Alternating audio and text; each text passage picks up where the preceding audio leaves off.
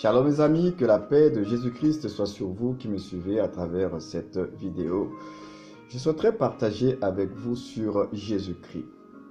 Lors de son baptême au Jourdain, après que Jean le baptiseur l'ait justement baptisé, la Bible nous révèle que du ciel se fit entendre une voix.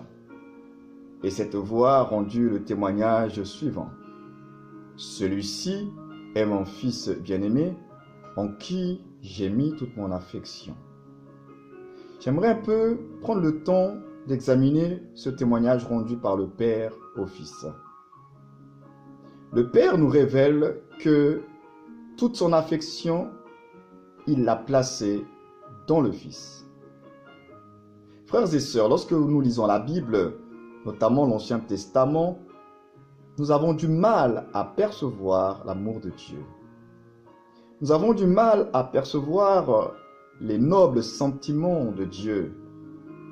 Lorsque nous lisons l'Ancien Testament, ce qui nous marque le plus, bien que Dieu fait des actes de bienveillance et de miséricorde dans l'Ancien Testament également, mais ce qui nous marque le plus, c'est que Dieu, dans sa souveraineté, il est intransigeant.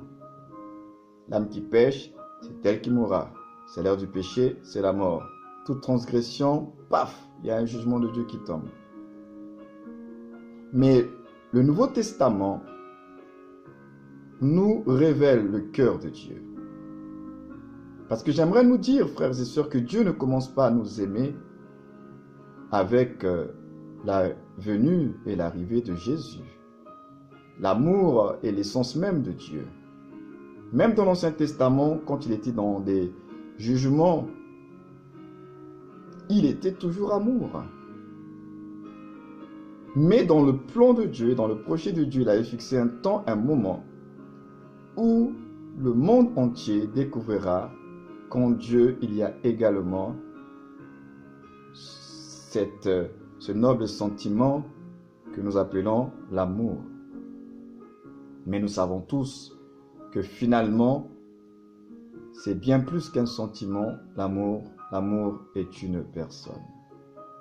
Et cette personne, c'est celui qui reçoit le témoignage au Jourdain par le Père. Cette personne, c'est Jésus de Nazareth.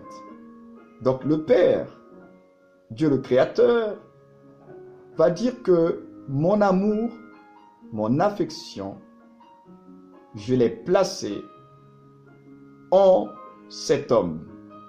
En d'autres termes, vous voulez savoir comment j'aime regarder la vie de cet homme. Vous voulez savoir quelles sont mes pensées, quels sont mes sentiments pour les hommes. Regardez la vie de cet homme et comment il a parlé, comment il a traité les hommes. En d'autres termes, Jésus de Nazareth est le cœur même de la divinité. Jésus de Nazareth est l'âme de Dieu. Le Dieu invisible a été rendu visible à travers un vase humain, un vase qui s'est formé lui-même dans le sein de Marie. Jésus de Nazareth. C'est à travers cette humanité formée par Dieu lui-même que les réalités invisibles de Dieu ont été rendues visibles. Nous pouvons donc percevoir par nos yeux l'amour de Dieu manifesté dans une personne. Alléluia! Dieu a placé toute son affection, tout son amour en une personne. C'est pourquoi lorsque nous disons qu'il faut recevoir l'amour de Dieu, ce n'est pas un sentiment que nous devons recevoir, mais nous recevons l'amour de Dieu à travers la personne de Jésus-Christ.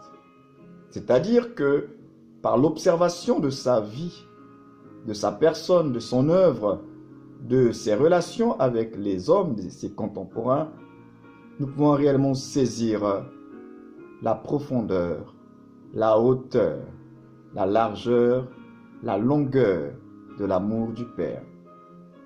Et le comble à cet amour, c'est lorsque Christ va être crucifié. la passion du Christ. Lorsque Ésaïe le prophète nous décrit ce qui s'est passé sur ce chemin qui mène à Golgotha, nous sommes en droit de nous poser la question, pourquoi Seigneur? Pourquoi on arrivait à vivre, à subir une telle souffrance de la part de tes créatures? Mais pourtant, c'est ce qu'il a fait, il a subi. Isaïe a dit qu'il était comme un rejeton qui sort d'une terre desséchée. Il n'avait ni beauté ni éclat pour attirer nos regards, semblable à celui dont on détourne le visage. Le châtiment qui nous donne la paix retombait sur lui. Son aspect n'avait rien pour nous plaire. Voilà le prix du rachat. Il a payé le prix fort par le don de sa vie. Oui, mes amis. Et la mort de Christ, la mort du juste,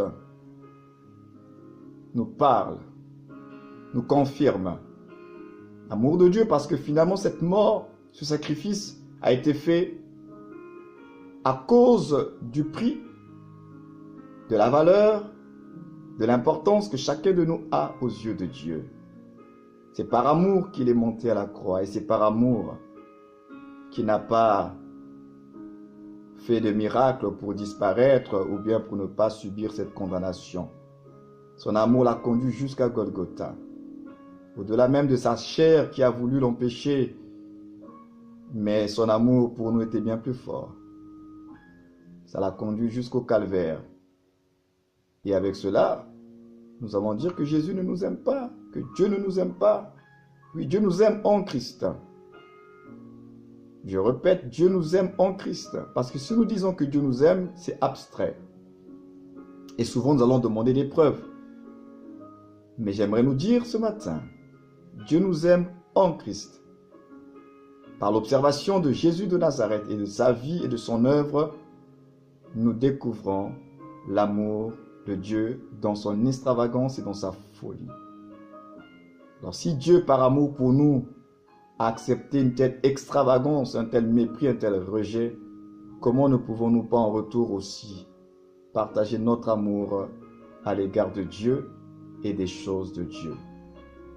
Dans tous les cas, par principe, vous ne pourrez pas aimer Dieu si vous n'avez pas compris son amour pour vous.